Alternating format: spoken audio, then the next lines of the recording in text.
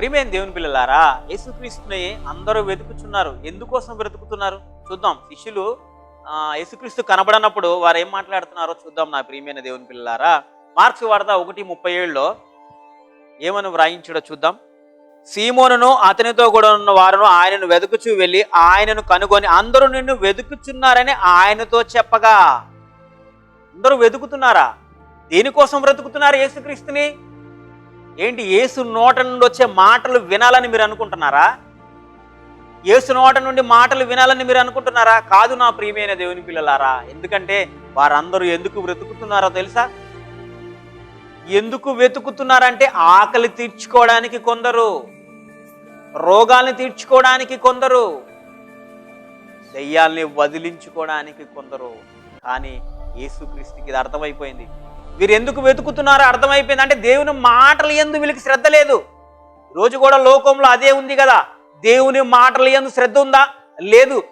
స్వస్థత సభలంటే వెళ్ళిపోతారు, రోగాలు పోతాయంటే వెళ్ళిపోతారు, దయ్యాలు వదిలింపబడుతున్నాయంటే వెళ్ళిపోతారు.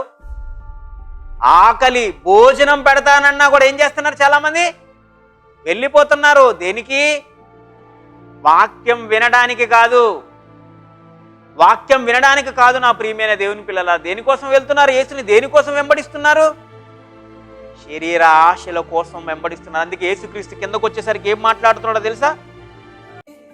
ఆయన ఇతర సమీప గ్రామాలలో నేను ప్రకటించినట్లు వెలుదుము రండి, ఇందు నిమిత్తమే కదా నేను బయలుదేరి వచ్చినని వారితో చెప్పెను.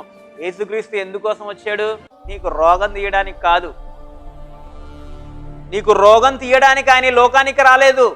దేవుని జ్ఞానాన్ని ప్రకటించడానికి వచ్చాడు. దేవుని జ్ఞానాన్ని ప్రకటించడానికి వచ్చాడు ఆయన. నీ రోగం తీయడానికో, నీ ఆకలి తీర్చడానికో, దయ్యాలను వదిలించడానికి రాలేదు ఆయన.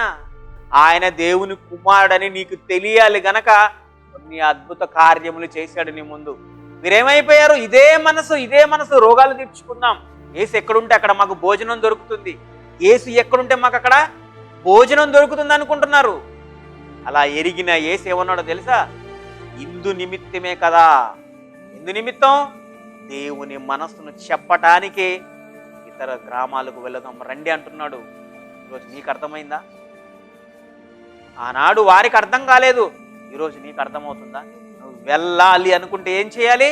దేవుని జ్ఞానాన్ని నేర్చుకోవడానికి వెళ్ళాలి. నా ప్రియమైన దేవుని పిల్లలారా, ఈ లోకంలో ఉన్నట్టుగా ఆనాడు వారు చేసినట్టుగా నువ్వు చేస్తున్నావా? ఈ బైబిల్కి విరుద్ధమైనది నా ప్రియమైన దేవుని పిల్లలారా.